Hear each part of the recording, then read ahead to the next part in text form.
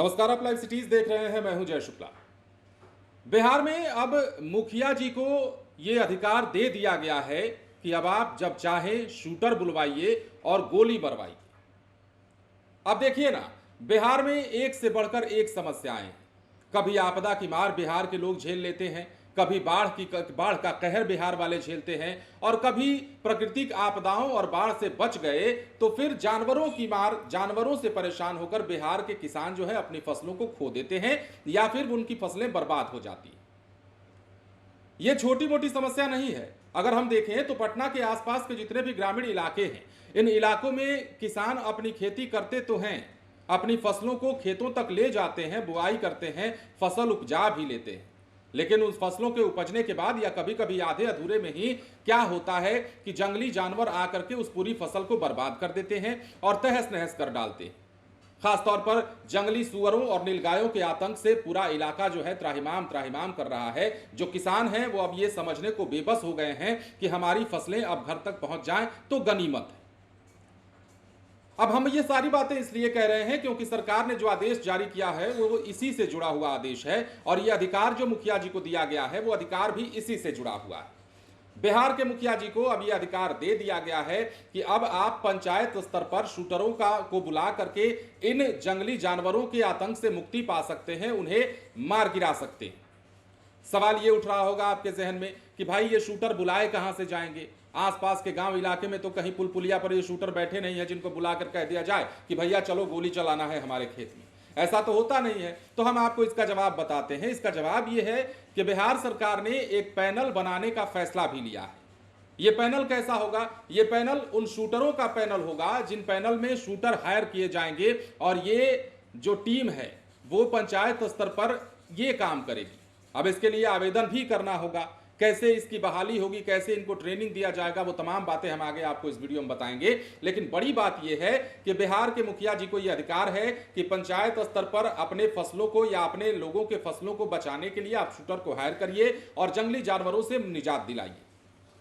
सरकार ने यह बड़ा फैसला लिया है, और इसके साथ ही यह भी कहा जाना गलत नहीं होगा कि मुखिया जी का अधिकार भी बढ़ा है, मुखिया जी का पावर भी बढ़ा है। तो कैसे होगा, क्या होगा? पटना के, जैसा कि हमने आपको बताया, पटना के आसपास के ग्रामीण इलाकों में किसानों की सबसे बड़ी परेशानी जंगली जानवर बने हुए। खेतों में मेहनत से उगाई गई फसलों को जंगली सुअर और नीलगाय कुछ ही समय में बर्बाद कर देते हैं। कई बार तो फसल पूरी तरीके से चौपट हो जाती है, जिससे उन्हें भारी नुकसान चुकाना पड़ता है। लंबे समय से किसान इस समस्या के समाधान की मांग कर रहे थे। अब पर्यावरण, वन और जलवायु परिवर्तन विभाग बिहार ने इस पर बड़ा फैसला लिया है, और नए आदेश के अनुसार हर ग्राम पंचायत के मुखिया को अधिकार दिया गया है कि वो अपने क्षेत्र के बिना जंगल वाले इलाकों में, या ध्यान दीजिएगा, बिना जंगल वाले इलाकों में फसलों को नुकसान पहुंचाने वाले नीलगाय और जंगली सुअरों को मारने की अनुमति दे सकते हैं। अब यह फैसला जो है वन्य प्राणी संरक्षण अधिनियम 1972 के तहत लिया गया है। इसके लिए कुछ नियम भी तय किए गए हैं। सीधे तौर पर कोई भी व्यक्ति इन जानवरों को नहीं मार सकता। इसके लिए लाइसेंसधारी और ट्रेंड शूटरों की मदद ली जाएगी। अब जवाब की बारी है। सरकार ऐसे शूटरों का एक पैनल तैयार कर रही है। वो इस काम की जिम्मेदारी को निभाएंगे। इन शूटरों को अपना लाइसेंस, निशानेबाजी का अनुभव और अन्य जरूरी डॉक्यूमेंट जमा कराने होंगे। साथ ही उन्हें यह साबित करना होगा कि उनके खिलाफ कोई आपराधिक मामला पहले से नहीं दर्ज है। अब अप्लाई करने का प्रोसेस भी जान लीजिए।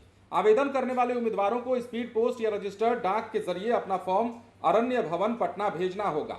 इसके बाद शूटरों की सूची तैयार की जाएगी और इनकी मदद से मुखिया जरूरत के हिसाब से कार्रवाई कर सकेंगे। इस फैसले से वैसे किसानों को बड़ी राहत मिलने की उम्मीद है जिनके फसल को जानवर आसानी से नुकसान पहुंचा देते हैं। और सिर्फ पटना या आसपास के इलाकों की हम बात नहीं करेंगे, हम और भी इलाकों की बात करेंगे। मान लीजिए कैमूर की पहाड़ी से घिरे हुए जो गांव इलाके हैं, उन इलाकों में भी ऐसा आतंक देखा जा रहा है। पटना के इलाकों में अब सरकार ने जो आदेश दिया है उस आदेश को भी समझिएगा, जो अधिकार दिया है उस अधिकार को भी समझिएगा। ऐसा नहीं है कि मुखिया जी जब मन चाहे उन शूटरों को बुला लेंगे और कहेंगे कि चलो फलाने जगह पे गोली चलानी है। ऐसा नहीं है। वो निजी नहीं है मुखिया जी के, वो बॉडीगार्ड के तौर पर काम नहीं करेंगे। लेकिन अगर मुखिया जी को जरूरत पड़ती है, मान लीजिए पंचायत के लोग जाते हैं अपने जनप्रतिनिधि के पास कहने के लिए कि मुखिया जी हमारी फसलें बर्बाद हो रही हैं, कुछ तो करिए, तो मुखिया जी ये कर सकते हैं अगर चाहें तो, कि एक शूटर बुलवाएंगे और उस शूटर से जो है उस नीलगाय या फिर जंगली सुअर को मार गिराया जाएगा। अब इसमें जो टीम तैयार की जा रही है, जो पैनल तैयार किया जा रहा है, उसके लिए लोगों की जरूरत होगी। पहले से तो शूटर बैठे नहीं है सरकार में कि सरकार उनको छोड़ देगी। अमीन तो है नहीं जो जमीन नापने के लिए निकल पड़े ट्रेनिंग लेकर के या फिर ट्रेनिंग किए हुए हैं, तो ऐसा नहीं है। पैनल तैयार होगा और उस पैनल में जो लोग भर्ती किए जाएंगे उसका पैमाना हमने आपको बताया है।